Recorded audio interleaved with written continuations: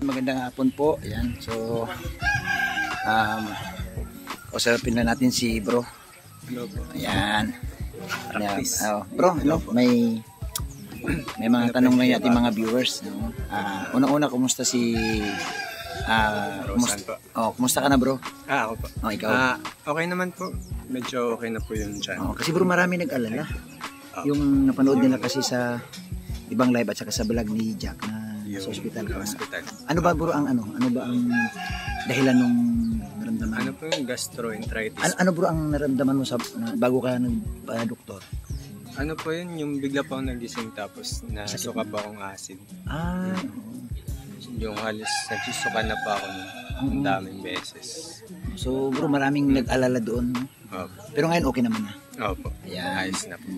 Salamat Ayan. sa Diyos. Salamat sa Diyos. Ayan. Pero tanong lang, kasi may mga viewers din na gusto rin alamin, paano ka ba nag-umpisang mag-vlog at yung may nag-inganyo ba, may nag-aya ba sa iyo na sumama na rin kay Kalinga Prab?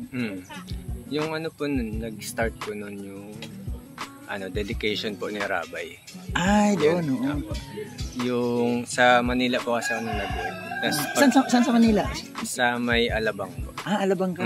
Sa may Ibig Alabang. sabihin, talagang nakapag-experience ka rin talaga ng buhay Manila. Opo. Ilang taon ka sa Manila? Ay naman po, mga 7 months na. Ba, tagal din. Tapos, yung pag-uwi ko po, nung dedication, di yung pagkatapos po ng event, nagsabi ko saan si Kuya Rab na said, dito na lang muna o ganyan. Para kay Ate Jock na po mag-edit. Hindi ako man nag-isip ka pa na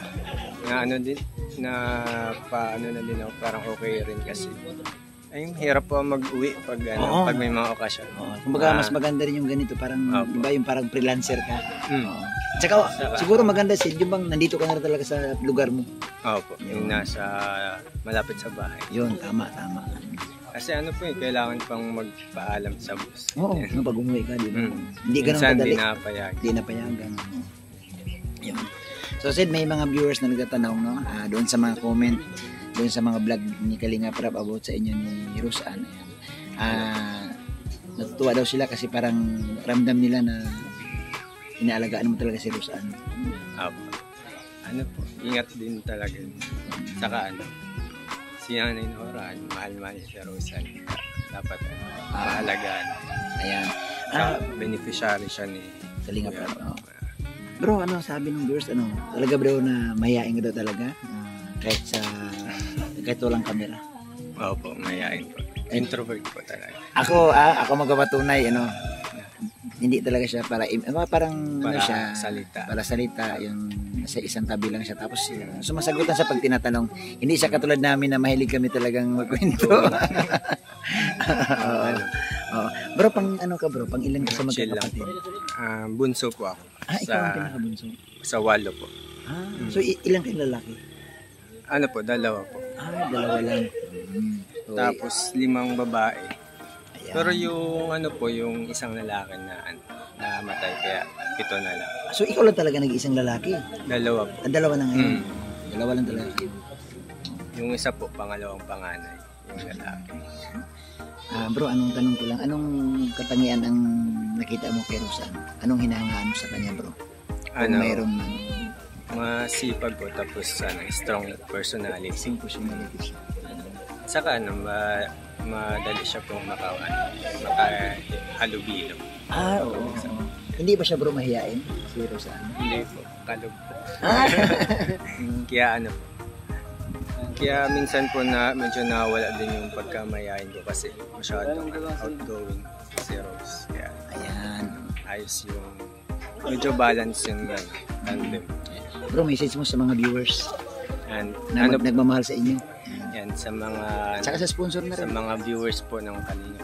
Thank you po sa mga sumusuporta sa lahat ng love team po. Maraming salamat po sa mga binigay niyo pong blessings at marami pong naman.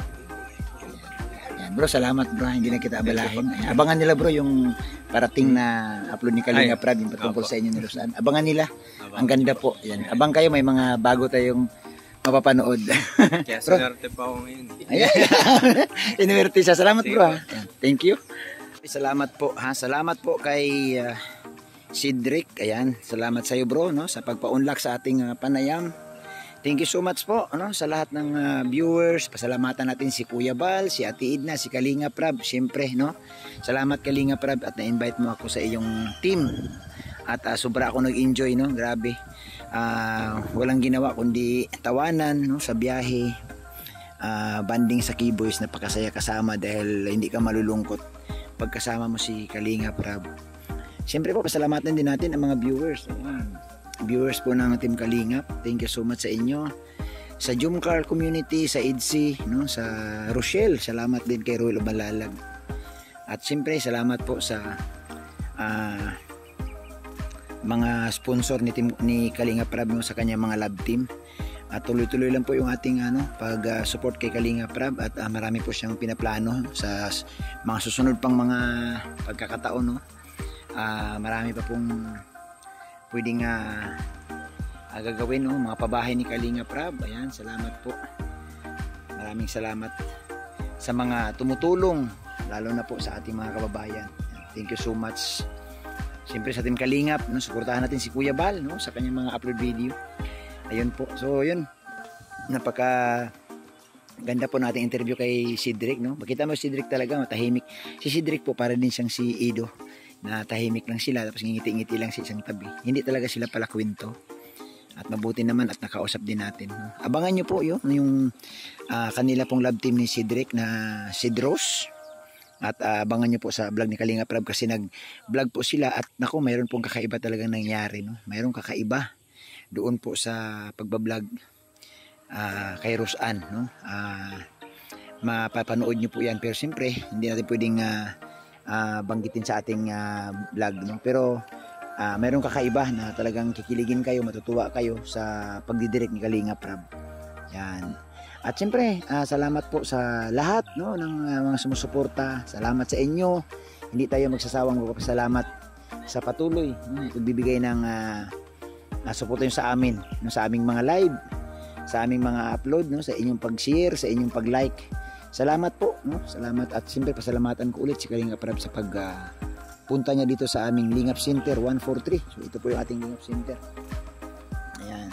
So kung maalala niyo po, dito po kumain sila Dara. Ayan, dito po sa lugar na ito. Yan oh. Dito si Dara at si Rush. Ayan.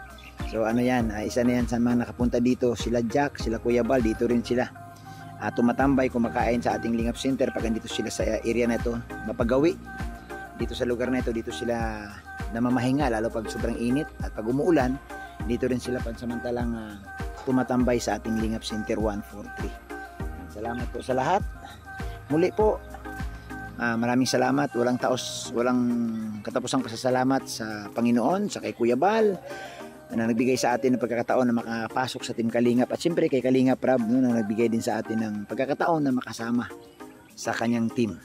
Muli po, salamat talaga at enjoy po, no? Suportahan nyo po si Kuya Bal, si Ate Edna, si Kalinga Prab, siyempre ang Keyboys, suportahan nyo ang lahat ng reactors, suportahan nyo na kasi reactor ng Kalingap. Yan, salamat sa inyong lahat, happy lang tayo, enjoy lang po tayong lahat. Mabuhay po, isang mapagpalang hapon sa ating lahat.